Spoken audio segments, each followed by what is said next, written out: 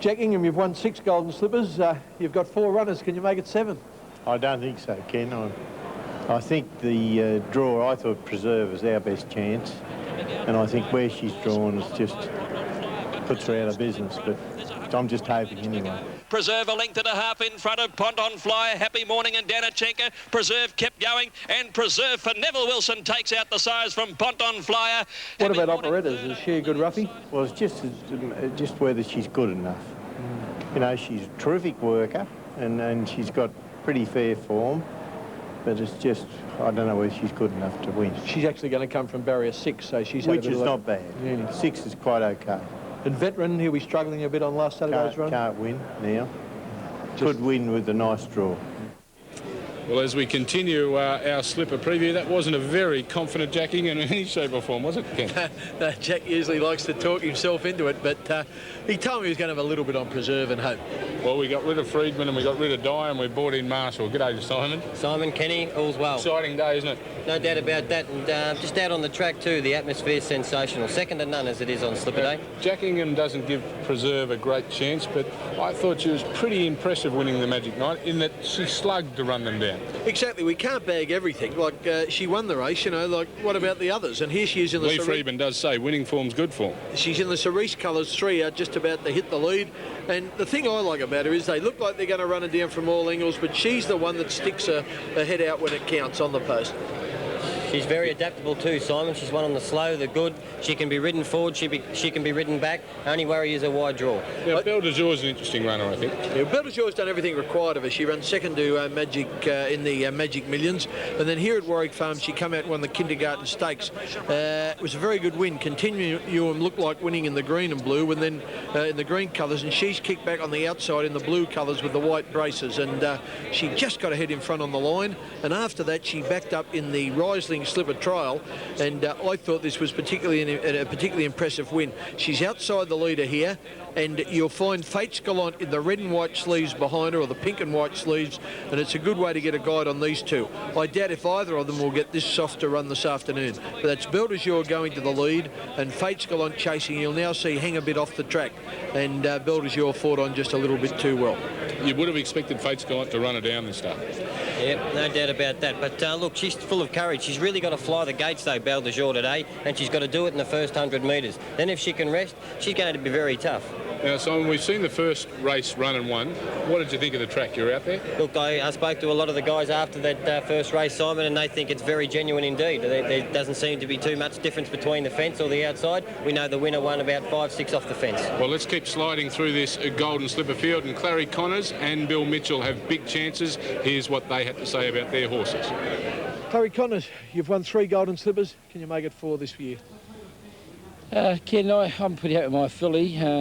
She goes very well, Belle de Jour. A bit disappointed in the barrier for her. So she's got to have a fair bit of luck. She starts from 11. But I'm happy with the horse. The work's been good. Everything's fine with her. The colt, De France, he ran a superb race the other day, and he might just be starting to put it all together. Not worried much about his bad barrier. We're going to probably just go back with him anyhow and ride him the same way. And yeah, I thought he got the line really good. So both my horses are 100%, so that's the best I can do. Clary, where would be the ideal place for Belle de Jour? Just behind a few of the speedsters to the turn? I'd like going into the first turn. That's where the trouble starts, Ken, as you know, going to that first turn. And you just got to hope she doesn't get knocked down or something there, because she's only pretty small. Going into that and going to the 700 and coming to the top of the straight, if she could be running about 6, probably 2 off the fence or 3 off the fence, and having a nice smooth run, they'll be happy. Bill Mitchell, you're pretty good at drawing good barriers, eh? Had a bit of luck today, Ken. And will this obviously enhance the chances of your filly? I think it was imperative for her to draw well, because she's only small, and if she can just get a soft run just off the speed a little bit, then it's going to give her every chance to finish off something like she did in the Silver Slipper. It's Larry Cassidy taking Kutamutu up to King of Danes and putting his nose in front, but the filly's out. French Braids on the outside with a flashing run at the 100 pole. It's scorched to the front. She raced away from Kutamutu, and French Braids oh so impressive. Went home 1 2.5 to Kutamutu. King of Danes third. third, and Reenact late when it was all Were you over. disappointed with the run in the Riesling? I was a shade disappointed, but, you know, it just wasn't suiting the back markers, and she had to cover a bit of ground and probably got a little tired, so that run's picked her up a bit, and we're going into this fit and well. And how's she done since? She hasn't missed a beat. She eats her head off. Tough, very tough little thing. Yeah, confident Billy Mitchell there, Ken. Yeah, I think she's got a great chance. Her run was most impressive in the Silver Slipper, as you saw there. Her next run in the Riesling, she drew 11 in a field of 11. She just never got into the race. Bill's poured the work into her at Randwick since that run a fortnight ago, and if she gets any luck, well, she should get luck from, I think she comes into 3 with the scratching, and if she finds the rail, watch out, she'll run a huge race. French braids make any sense to you, Simon? Simon, I think the best guide we can get is her turn of foot in the Silver Slipper. When she sat off them, got a cushy run, she had something to chase, and she let down and got to the line like a very experienced horse. So we disregard her last performance and go on that Silver Slipper. Well, Fates Gallant got into the field yesterday with the scratching of Lord Dane. The strapper of Fates Gallant is Narissa Cow. She's nervous as hell today. Let's see what she has to say about her horse and the chances in the slipper. How's she been during the week? Very, very, very fresh. She's unreal. Yeah, she's jumping out of her skin. Yeah, she galloped beautifully on Tuesday, and no, she's been doing terrific, yeah. What would be the problems for it in the slipper? Have you got any doubts, any hesitations? No, not really, no. We just hoping she runs the best that she can to her ability. She's, her first run she hadn't run for 5 months. So, like, each run she's run up to, you know, she just keeps improving, and she still pulled up big after the second run, and she seems to be quite fit now for the run, yeah. Yes, Narissa, it's a big day for her, and she's got a great chance of being the strapper of the winner of the 2000 Golden Slipper. Well, let's have a bit of a look at what we think will run in the first 3 for the Golden Slipper today. Kenny, you're up. Yeah, I like Assertive Flat. I think French Braids is clearly the best of the fillies, and I think the run she'll get will help her. And I reckon Kutamutu is a horse everybody's forgotten. They gave 25 to 1 at the call of the card. I think that's big odds. Yes, I'm heading for Road to Success. I'm sticking with a bit of a Melbourne flavour. I agree with you. I think French Braids has a wonderful chance, and Crown Glory from the Lee Friedman camp. Again, I think her runs leading in gives her a great show. I'm going to have to remind you that Deniliquin, where you come from, is in New South Wales. You're getting too bloody Melbourne conscious now. Don't worry about that, Kenny. I'm sticking thin too. I'm like super glue, Simo. Don't worry about that. Road to Success on top. Trying to do a Lee Friedman here. Johnny Salinitri with Flying Spur. The same with Road to Success. Crown Glory, I think that she got a little lost the other day. She'll be chiming in beautifully today. And King of Danes, I thought, was pretty impressive. Well, race 2 is just around the corner. Let's have a look at the Tote, Shogun Lodge and Forest Gym are the 2 big names in this, Ken. Yeah, Shogun Lodge is the horse that the punters have stuck with. $2.30. Oval Office at $7.70. Otis K at $17. Stowaway last start, Kevin the winner, $22. Forest Gym, well, he's not much longer than Shogun, is he? $2.60. Now Voyager at $15. King Court at $36. Excuse me, Padfoot Charlie is at 35 to 1, and over the page we go to Heptagon at $146, and Duty Officer also a roughie at $104. The betting well, let's have a peek at our tips, Kenny, and we've all gone the one way. Shogun Lodge. I wanted to throw Forest Gym in there, but I just couldn't, to be honest, just on experience sake. Well, I keep thinking, Simon, I know Forest Gym was extremely impressive last start. Who did he beat? Like when Shogun Lodge last spring, it won at Group 1 level and beat Sunline. Yeah, Forest Gym, well, he's not only impressed a lot of people, he's especially impressed his trainer, Cliff Brown, and here he is talking with Andrew Voss. Cliff Brown, Forest Gym, first Sydney start. What can we expect? We're all in the unknown at the moment. We think he's promising, but we're about to find out. The last 2 starts just incredibly comfortable. In your mind, do you have any idea how much improvement's left in him? No, I don't know. We're about to find out. I think he's a pretty good horse, but, you know, there's horses in this race that have done it and we haven't done it, so now we have to see whether we can. Danny Nicolic's been on board the last 2 starts. What's the instructions? I'll just leave it up to him. We'll see what happens. All the best, Cliff. Thank you. Yes, Cliffy Brown, I think he's got a pretty smart horse on his hands, and to find out if the punters think it's a smart enough horse, and that's Forest Gym I talk about, of course, here's Andrew Voss in the betting ring. Well, Simon, g'day to you. Yes, I spoke to Cliff Brown. He sounded quietly confident. In the ring, both the favourites have been a little easy, both Forest Gym and Shogun Lodge. Right at the moment, Shogun Lodge, though, is the outright favourite. The one that has been back, though, is another Victorian in the field, number 2, Oval Office. It has come in a couple of points, and right at the moment is better value on the tote than in the ring. And looking for one at a price, there's been a little bit of specking for one of Gai Waterhouse's runners, Otis Gay, number 3, perhaps, if you're looking for some value in a trifecta. That's the news from race 2 from the betting ring. We will come back after this break on Golden Slipper Day, race 2, the Perrier Tulloch Stakes.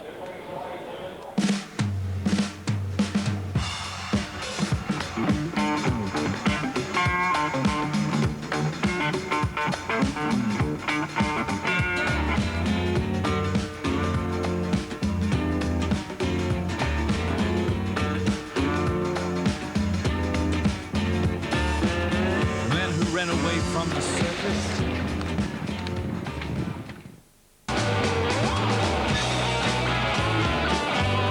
Yes, a wonderful shot there of Rosehill Gardens from the Goodyear Blimp, hovering above what is a fantastic race course on a great race day. And the next coming up is the Tulloch Stakes, Group 2 level, and it's going to be a beauty. What a sight you would see if you could see it from the Goodyear Blimp.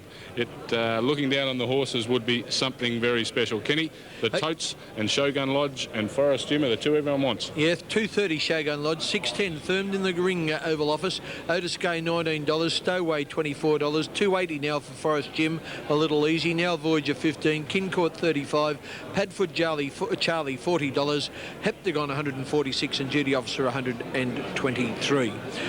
Simon Marshall's behind the barrier. Simon, how do these two favourites grab you? Just looking at Forest Gym walk up now, Kenny did ask Danny Nikolic the question. He said, geez, he felt strong coming around. Now, he normally has a little bit of trouble going into the gates, Forest Gym. Let's hope he doesn't get too upset because he has sweated up just a little over the shoulder and the flanks. It's quite humid out here on course, though. Shogun Lodge was definitely the pick of the bunch. By geez, he looks well, and he's such a relaxed horse too. He's not sweating up. We've got Forest Gym just kicking out here a little bit. Danny's just going to jump off him. They're going to have to push him in rideless, Forest Gym. Oval Office, he's a striking type. He's got a lovely barrel, strong shoulder on him, and he's obviously improved since being here. He's going to back up prior to the Derby next week. Forest Gym, let's hope he gets in now. He's just shouldering the side of the gates as Oval Office just had a little kick out there. But let's hope this horse doesn't get stirred up too much. Normally, the guys are very good behind the gates here, and they'll hopefully go side by side, form the the barrier of arms and push him in. Even Danny Nikolic's getting in. I'll tell you what, he's obviously keen about this horse. He's a lovely striking type, folks. He's a lovely long athletic type. He's got a lovely strong hindquarters on him, but he's just getting a little stirred up now. Let's hope it's not too long before he walks in. Let's hope they get him in this time, Kenny. Simon in Melbourne, is he like this? Yeah, he has played up in Melbourne, Kenny, but normally wakes up to himself relatively quick. Now, the boys are going to form that barrier of arms behind him and try and push him in. Now, he doesn't really like this. You'll see him strike out once or twice like he is at the moment. These guys are generally very good. They're trying not to upset the horse, of course. And look, he sweated up a little bit. Let's hope it's not too long, because it just doesn't help these horses' chances, because mentally they tend to forget about their race day mannerisms if they don't go into the barriers and they get upset a little bit. He's walked in now. They should hold him there. Danny Nikolic will jump on. Number 9's the last horse to go in, Kenny, and that is Heptagon. So we'll go back to you. Yeah, very, very good team of horsemen behind the barriers here, and they're ready to jump in the Tulloch Stakes Group 2. Here's Terry Bailey. Shogun Lodge 2.30, the favourite, and heavily backed. They're all set. Tulloch Stakes, again from the 2,000 metre start point. They're racing. Stowaway quickly away from the inside. He landed 3/4 of a length in front. Forest Gym away quickly, and Otis Gay showing speed. On the fence now, Voyager not far away, and Heptagon from wide out is starting to muster speed. He's going up, Cooksley looking for the front, and Heptagon moves up outside of Stowaway, contesting the lead. Otis Gay third on the fence now, Voyager. Forest Gym just over racing. Shogun Lodge is out deep. He's going forward, he's 3 wide on that bend. Padfoot Charlie back from Kincourt, then Duty Officer, and Oval Office last of all. Swinging to the back, and the leader is Stowaway, but Shogun Lodge has rushed up to be a neck away. 2 lengths away, Heptagon third on the fence now, Voyager. 2 lengths Otis Gay and Padfoot Charlie. Worse than centre field is Forest Gym. He's back 4th last from Duty Officer, Kincourt, and Oval Office last, and a good 10 lengths away from Stowaway. They've left the 1,200 metre mark behind them. Stowaway coasting clear. Shogun Lodge now restrained is a length and a half second. 1 back is now Voyager. Heptagon on the outside is 4th, a length and a half Padfoot Charlie. Inside of Otis Gay, 1 back Forest Gym being patiently ridden as Kincourt improves. He's 3 wide and going forward. Forest Gym came out and shutted him out 4 wide, and they go together. A length away, Duty Officer, and still Oval Office last. 800 metres to go on the Tulloch, and the front runner is now Kincourt moving up to Stowaway. Kincourt and Stowaway stride for stride. 2 lengths to Shogun Lodge, and Forest Gym putting in his run, and Dye's now having to go forward. Forest Gym got past him on the bend. Now Voyager the fence from Otis Gay, then came Padfoot Charlie. Oval Office 6 off the lead and being scrubbed along from Duty Officer, and Heptagon last. Stowaway wobbled around the bend, straightened up by a length on Kincourt. Now Voyager. Shogun Lodge is under the back. Forest Gym to the outside, and Otis Gay is about to swamp them wide out. Shogun Lodge is going for the run with Now Voyager. Now Voyager, the fence taken on by Shogun Lodge. Shogun Lodge has hit the front, and Di had to throw everything at him at the 100 pole. Now Voyager's trying to match him. Now Voyager's coming the better. Now Voyager, Shogun Lodge, and late Padfoot Charlie. They hit it. Now Voyager. Now Voyager and nose to Padfoot Charlie and or Shogun Lodge. Nothing in it. 3 across the track and a great finish. They were followed behind those by Duty Officer, Oval Office, Ken Court, then came Stowaway, Forest Gym, Otis Gay last end, and a very tight finish. Well, what a thriller. The Victorian Forest Gym was a rank disappointment, and Shogun Lodge disappointed as well. He had every possible chance. That's Now Voyager, John Marshall in the pink and the brown, Shane Dye in the green and orange colours on Shogun Lodge, and Padfoot Charlie will come into our vision shortly. Padfoot Charlie is in the cerise and black out deep, and we're just waiting for the official number, and boy oh boy, there's nothing between all 3 of these. Shogun Lodge is still there when you see them hit the line like this. I wouldn't like to separate all 3 horses. Now Voyager, Padfoot Charlie and Shogun Lodge. It's an absolute thriller, and we're waiting for the official confirmation here till we get the number on the Tulloch Stakes, and truly it's very, very close indeed. We'll have the official number very shortly, and 136, is it? 168. 168. Shogun Lodge has got it. There's the official one.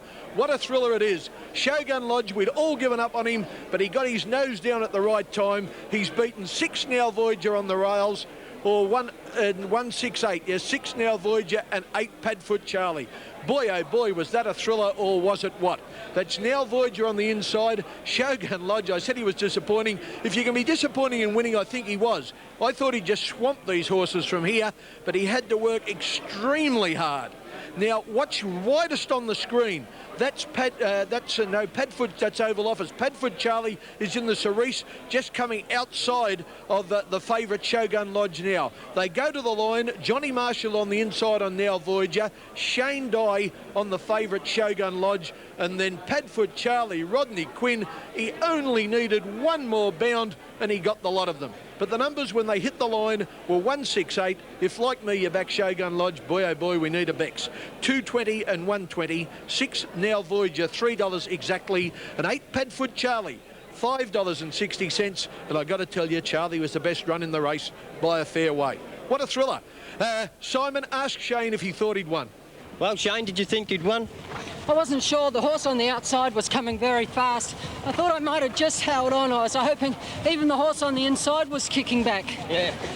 Very indifferent tactical race this. Earlier you went forward on him, and how'd you feel from there? I was very happy at the half mile until Darren whipped up and around. And I had to come back off him because I went too fast. Yep. I just wanted to hold him up a bit. He hasn't had a run for 3 weeks, and I went to come out, and then Danny pushed me back in, and we were really flying, so it gave me another bit of a breather, and then he dashed, and the last 100 he just got tired. He'll back up good for the Derby next week, Shane? Yes, and it's a very good guide, this race, to the Derby. Like Mahogany, Durbridge, a lot of horses have won this race and come out and won the Derby. He'd be the horse to beat. Yeah, Blackfriars run I thought was very good last week, and no doubt the 2 like the Victorian Derby. All the best and assertive lad, Shane. Thank you. Okay, guys. Thank you, Simon. Andrew Voss is now with the winning trainer, Bob Thompson. Yes, well, Bob Thompson, be honest, across the line, what did you think? I thought he'd won. Yeah, all the time? I've watched a lot of races from here, Andrew. The inside horse has got to win by a long head. Now, very much on the Derby trail. I mean, everything's full steam ahead. Oh, yeah. I mean, he didn't have a softer run as we thought he would have. Our intention was to go forward, which worked out well, but he did cop a bit of a buffeting in running about the 600. So, but he will improve a lot, and the Derby's another race. It's another track, and it's a week away. All right, I'll let you get over to Shane right now. Well done, Bob. Thanks, Okay, thanks very much, Andrew. Well, what a race it was. Simon O'Donnell, that was an exciting one. Yes, it was an absolute belter. The Tulloch Stakes goes to a Shogun Lodge, and there's plenty more racing still to come on the Wide World of Sports right after this break.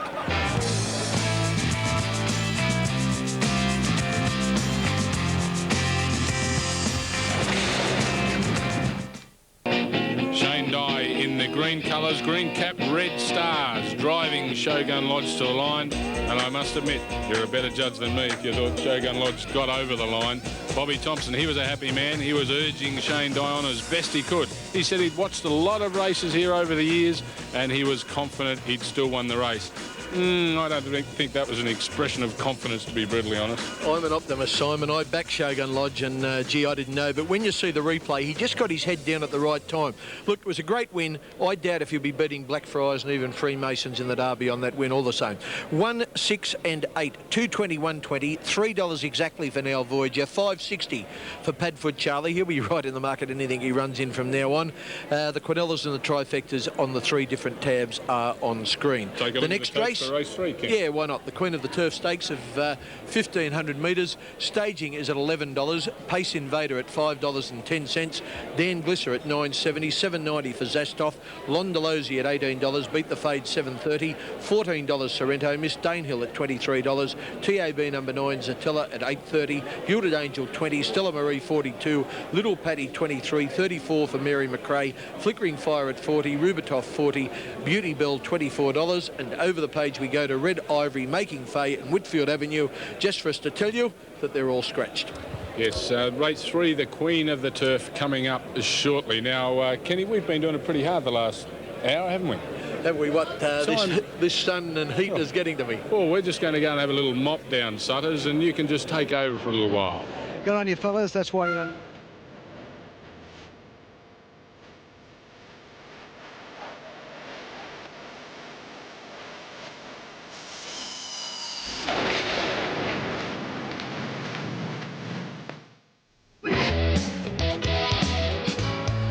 Rosehill Gardens looks an absolute picture on Golden Slipper Day. All the flowers are out, big crowd in, and tremendous weather. A little bit warm where we are, but never mind. It's terrific for the punters who have got an 8-race program to get rid of their money and make a lot of money. Let's keep our fingers crossed for most of them anyway. In winning a Golden Slipper, a bit of local knowledge comes in handy. Kenny and Simon, I hear you've been looking at a gadget that throws some light on race conditions here at Rosehill Gardens, fellas. Not in the last 3 or 4 minutes we haven't, Ken, because we've been having a shower, and we're going to do our best to not to offend all those people at home today and sweat anymore. Excellent. So we're just going to do our level best, aren't we? Yeah, well, the fortunate thing about today, Simon, is that the track looks to be playing perfectly. Last Saturday was a bit of a shocker. It was like quicksand on the inside. Today, every horse seems to be getting its chance. So it's an important factor, isn't it, track bias? Oh, it's the... it decides the winner of a lot more races than people realise. It's the unknown factor. Now, we've got a new gadget, as Kenny Sutcliffe just told you.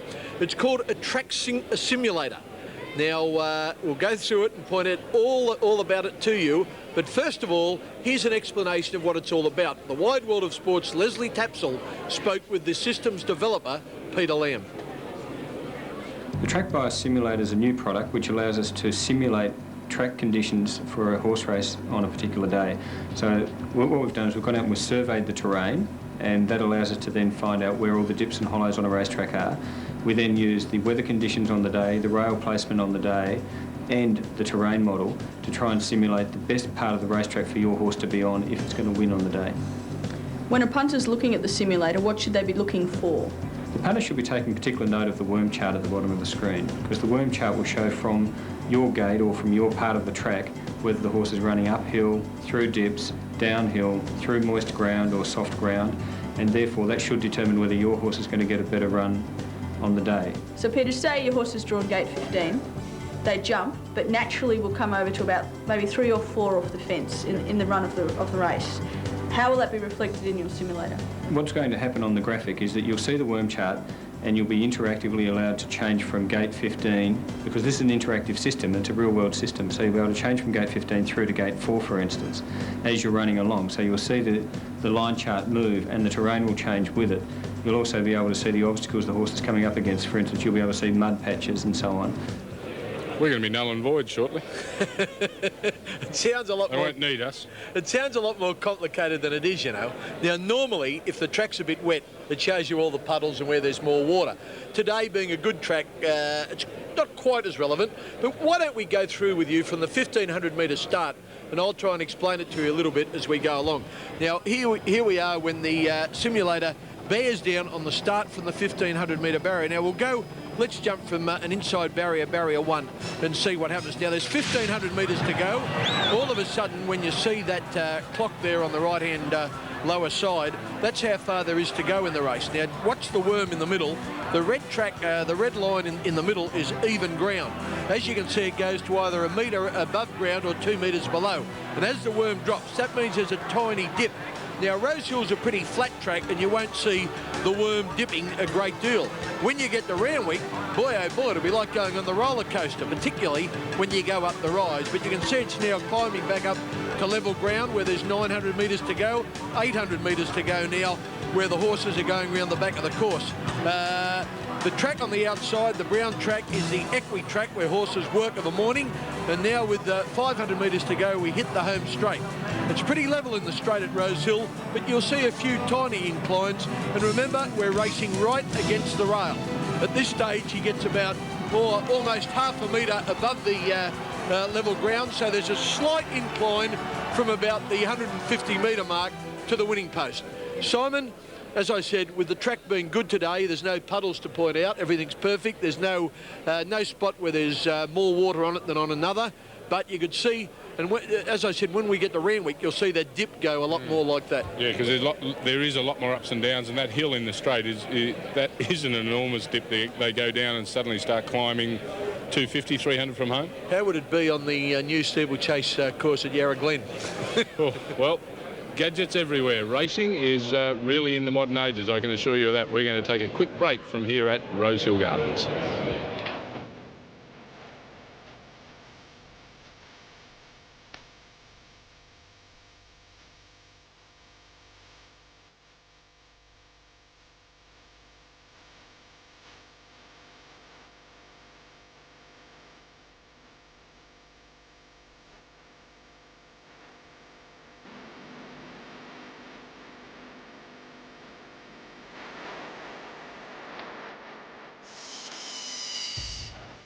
On Spirit.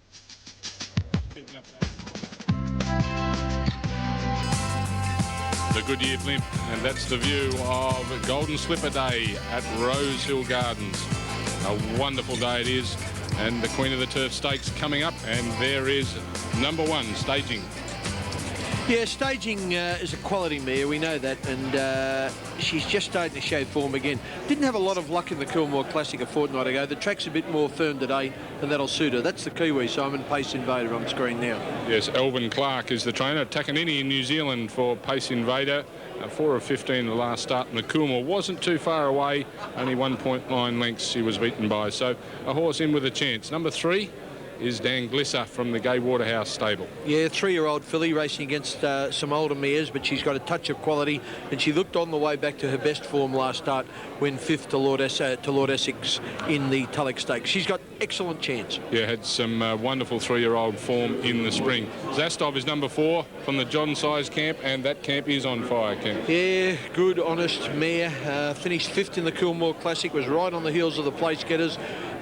Previous runs were all very good, and she's got Brett Preble to ride her. She's got another top hope. Pat Hyland trains out of Cranbourne down in Melbourne, and he has number 5, Londolosi. Yeah, do you think she's got a chance, Simon? Look, I thought her form was good.